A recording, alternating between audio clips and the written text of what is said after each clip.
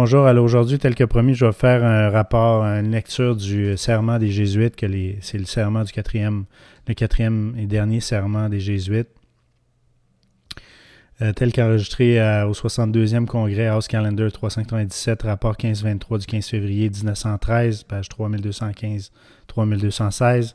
Ce rapport-là n'est plus disponible à Washington si vous regardez les archives. Il a été effacé. Le rapport, on sait qu'il existait, mais il a été effacé, on ne sait pas ce qu'il y a dedans. Toutefois, avant d'être effacé, avant d'être serré, il a été copié et envoyé de l'Université de Californie du Sud, où il est encore. Si vous écrivez à Washington, ils vont vous référer à l'Université de Californie du Sud. University of South California, Californie du Sud. Donc c'est ça, on voit un peu... le docteur Riviera ici a porté ce serment-là. Il l'a porté lorsqu'il était jésuite, devenu baptiste plus tard. Voici le serment, ce que ça dit. « Mon fils, jusqu'à présent, on t'a enseigné à maîtriser l'art de la dissimulation, à être un catholique romain parmi les catholiques romains, et même à être un espion parmi tes propres frères, à ne croire aucun homme, à ne faire confiance à aucun homme, parmi les réformés à être un réformé, parmi les huguenots à être un huguenot, parmi les calvinistes à être un calviniste, parmi les autres protestants à être en général un autre protestant. À obtenir leur confiance et à même de t'efforcer de prêcher du haut de leur pupitre, à dénoncer avec toute véhémence dont tu es capable notre sainte religion et le pape, et même à t'abaisser jusqu'à te faire juif parmi les juifs, afin de pouvoir assembler toutes les informations nécessaires à ton ordre en tant que fidèle soldat du pape.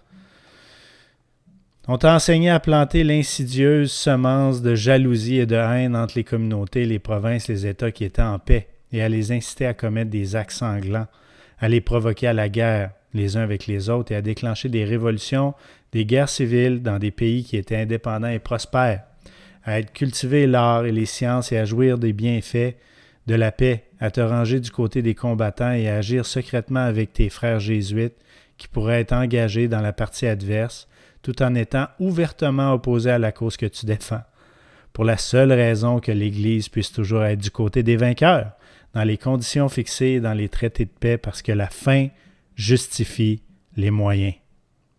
On t'a enseigné à travailler comme un espion, à recueillir les faits, les statistiques, les informations qui sont en ton pouvoir de toutes les sources possibles, à gagner la confiance des protestants et des hérétiques de toutes sortes jusqu'à leur famille, à gagner la confiance des commerçants, des banquiers, des avocats, ceux qui travaillent dans les écoles, les universités, dans les parlements, les législatures, dans les bureaux, dans les tribunaux, dans les conseils d'État et dans toutes les institutions des hommes, au profit du pape, dont nous sommes les serviteurs jusqu'à la mort. Jusqu'à présent, tu avais reçu tes instructions en tant que novice et néophyte. Tu t'en avais servi en tant que coagiteur, confesseur et prêtre.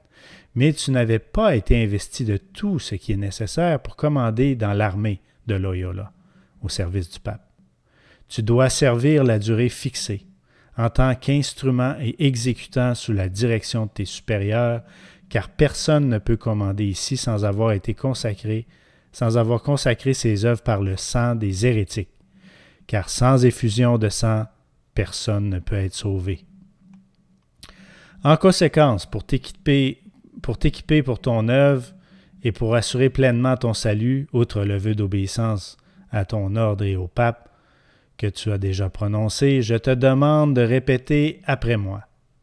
Voici, 3 petits points, en présence maintenant du Dieu Tout-Puissant, de la bienheureuse Vierge Marie et du bienheureux Saint Jean-Baptiste, des apôtres de Saint-Pierre, de Saint-Paul et de tous les saints, armée sacrée des cieux ainsi que votre présence, mon Père spirituel supérieur général, de la Société de Jésus fondée par Ignace de Loyola, sous le pontificat de Paul III, qui a été subsisté jusqu'à ce jour, par le sein de la Vierge, la Mère de Dieu, et par la Vierge de Jésus-Christ, je déclare et jure que sa sainteté, le pape, est le vice-régent de Christ et le seul véritable chef de l'Église catholique et universelle dans toute la terre, et que, par la vertu des clés lui permettant de lier et de délier, clés qui lui ont été données par sa sainteté, par le Sauveur Jésus-Christ, il possède le pouvoir de déposséder les rois, princes, chefs d'État et gouvernements hérétiques afin qu'ils soient complètement annihilés. Par conséquent, je défendrai de toutes mes forces cette doctrine et le droit de sa sainteté de détruire l'autorité de tous les usurpateurs et de tous les hérétiques, notamment les protestants, en particulier ceux qui appartiennent à l'Église luthérienne d'Allemagne, de Hollande, du Danemark, de Suède, de Norvège, qui sont sous l'autorité des prétendues Églises d'Angleterre et d'Écosse, ainsi que leurs branches établies en Irlande et sur le continent américain et partout dans le monde, pour ce qui concerne toutes leurs croyances hérétiques qui s'opposent à l'Église, la mère sacrée de Rome. Je dénonce et je renonce maintenant à toute allégeance et à tout roi, prince ou État hérétique, qu'il soit protestant ou libéral. Je refuse toute obéissance à leurs lois, magistrats ou officiers. En outre, je déclare que les doctrines des églises d'Angleterre et d'Écosse, des calvinistes, des huguenots, de tous les autres protestants et tous les francs-maçons, dont les doctrines sont dignes de damnation, comme sont dignes de damnation tous ceux qui ne renoncent pas à ces doctrines. Je déclare aussi que j'aiderai, j'assisterai, je conseillerai tous les agents de sa sainteté dans tous les endroits où je pourrai trouver, en particulier en Suisse, en Allemagne, en Hollande et en Irlande et en Amérique, ou dans tout autre pays ou territoire où je me trouverai, je consacrerai toutes mes énergies à extirper des doctrines protestantes ou maçonniques et à détruire toute leur prétendue puissance, qu'elle soit légale ou autre. Je promets aussi et je déclare que toutes les religions sont hérétiques pour la propagation des intérêts de notre mère l'Église, de garder secrets et privés tous les conseils de ses agents lorsqu'ils sont confiés à moi et de ne rien divulguer, ni en parole, ni par écrit, ni de quelconque manière que ce soit, mais d'exécuter tout ce qui m'a été confié, donné ou ordonné par vous, mon Père spirituel, ou par tout autre membre de l'ordre sacré. Je déclare aussi et je promets que je n'aurai jamais aucune opinion ni volonté personnelle, aucune réserve mentale, même jusqu'à la mort. Ça, c'est la doctrine de l'obéissance cadavre. Même que j'obéirai sans hésiter à tous les commandements que je pourrai recevoir de mes supérieurs dans la milice du pape et de Jésus-Christ, et j'irai dans toutes les parties du monde où je serai envoyé, dans toutes les régions glacées du Nord, dans les jungles de l'Inde, dans les centres de civilisation d'Europe ou dans les endroits sauvages qui vivent dans des tribus barbares de l'Amérique, sans murmurer ni me plaindre, mais en m'étant soumis dans toutes les choses qui m'auront été communiquées. Je déclare encore et je promets que lorsque l'opportunité se présentera, je mènerai une guerre incessante, secrète et ouverte contre tous les hérétiques, protestants ou maçons, comme on me l'ordonnera, pour les extirper de la face de la terre, que je tiendrai compte ni d'âge, ni du sexe, de la condition sociale, et que j'accepte de pendre, brûler, détruire, échauder, écorcher, étrangler et enterrer vivants ces infâmes hérétiques, que je fendrai les entrailles de leur ventre, de leurs femmes, que j'écraserai la tête de leurs enfants contre les murs afin d'annihiler cette race exécrable. Que si je ne peux pas le faire ouvertement, j'utiliserai en secret la coupe empoisonnée, la cordelette de strangulation, le poignard ou la balle de plomb, quel que soit le rang, la position, la dignité ou l'autorité des personnes, leurs conditions de vie publique ou privée, et comme pourront me le demander à tout moment les agents du pape ou les supérieurs de la fraternité du Saint-Père, la Société de Jésus, en confirmation de quoi je consacre à présent ma vie, mon âme et toute ma force corporelle à cette cause, avec cette dague que je reçois maintenant, je signe de mon nom avec mon propre sang, comme témoignage de mon engagement, si par la suite je suis trouvé menteur ou affaibli dans mes déterminations, que mes frères et mes compagnons d'armes de la milice du pape me coupent les mains et les pieds, me fendent la gorge d'une oreille à l'autre ou m'ouvrent le ventre, et y versent du soufre brûlant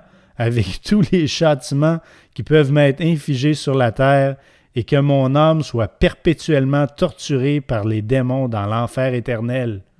Je m'engage à toujours voter pour un chevalier de colon, de préférence un protestant et surtout un franc-maçon, même s'il faut quitter mon parti pour cela. Si 2 catholiques s'affrontent dans une élection, je voterai pour celui qui défendra le mieux notre mère l'Église.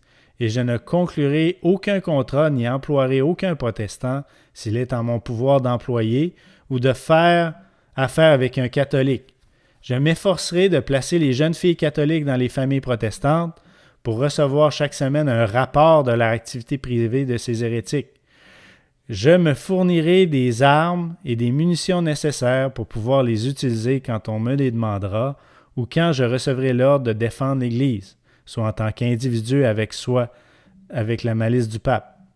Tout cela, moi, 3 petits points, je jure au nom de la Sainte Trinité et du Saint-Sacrement que je vais maintenant prendre, de l'observer selon le serment que je prononce, en témoignage de quoi je prends ce très saint sacrement de l'Eucharistie et confirme mon témoignage par mon nom écrit à la pointe de cette dague trempée dans mon propre sang, en le scellant avec la présence de ce saint sacrement. Il reçoit ensuite l'hostie. Bon. Mets-toi à présent debout et je t'instruirai du catéchisme nécessaire pour te faire connaître par tous les membres de la Société de Jésus appartenant à ton rang. Tout d'abord, toi, en tant que frère jésuite, tu feras devant ton frère le signe de la croix comme tous les catholiques ordinaires.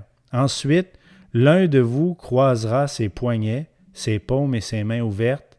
En réponse, l'autre croisera ses pieds, l'un au-dessus de l'autre. Le premier pointera ensuite le centre de sa main gauche avec l'index de sa main droite, etc., etc., etc. Ensuite, donc ça, c'est une belle petite façon de les distinguer. Ensuite de ça, vous poserez la question suivante. D'où viens-tu? De la sainte foi. Qui sers-tu? Le Saint-Père de Rome, le Pape et l'Église catholique et universelle dans toute la terre. Qui te recommande? Le successeur de Ignace de Loyola, le fondateur de la Société de Jésus ou les soldats de Jésus-Christ. Qui t'a reçu? Un homme vénérable aux cheveux blancs. Comment? Avec une dague nue, je me suis mis à genoux sur la croix sous les bannières du pape et de notre ordre sacré. As-tu prêté serment? Oui, de détruire les hérétiques et leur gouvernement et de ne tenir compte ni d'âge, du sexe, des conditions sociales d'être semblable à un cadavre, sans volonté ni opinion, mais d'obéir implicitement à mes supérieurs en toutes choses, sans hésitation ni murmure. Feras-tu cela? Je le ferai. Comment voyages-tu? Dans une barque de Pierre, le pêcheur. Où voyages-tu? Aux 4 coins du globe. Pour quel but? Pour obéir à mon ordre au nom du général et de mes supérieurs, pour exécuter la volonté du pape en remplissant fidèlement les conditions de mes serments. Va donc dans le monde entier et prends possession de toute terre au nom du pape. Celui qui ne l'acceptera pas comme vicaire de Jésus-Christ et vice-régent sur la terre, qu'il soit maudit et exterminé. Alors ici, on a vu un beau serment chrétien qui nous dit de tendre l'autre joue, mais plutôt ces meurtriers-là portent ce serment-là. Hein, c'est un serment des Jésuites, c'est le 4e degré des Jésuites. Bien entendu, on a entendu dans ce serment-là qu'ils veulent faire la guerre à la franc-maçonnerie, mais comme la franc-maçonnerie, on a vu dans les écrits des occultistes que les Jésuites ont inventé la franc-maçonnerie, que les Jésuites eux-mêmes fonctionnent par degrés. S'ils disent ça, c'est simplement que le Jésuite n'a pas encore atteint la connaissance nécessaire ou l'illumination là, de savoir que les francs-maçons, en réalité, sont une société secrète qui appartient à l'autorité des Jésuites. Donc, c'est une question de temps après qu'ils aient fait ce serment-là pour qu'ils se joignent à la franc-maçonnerie ou qu'ils participent, qu'ils la supervisent, en fait, là. Donc voici, c'était, je crois, nécessaire de regarder le serment que les Jésuites font, les Jésuites, le 4e degré des Jésuites. C'est réellement révoltant. C'est révoltant. La plupart des écoles, des universités portent des noms des Jésuites. Saint-Jean-Bermance ici. On avait aussi Gonzague, là, Saint-Louis de Gonzague. À Québec, c'est des écoles jésuites. François Xavier était un jésuite.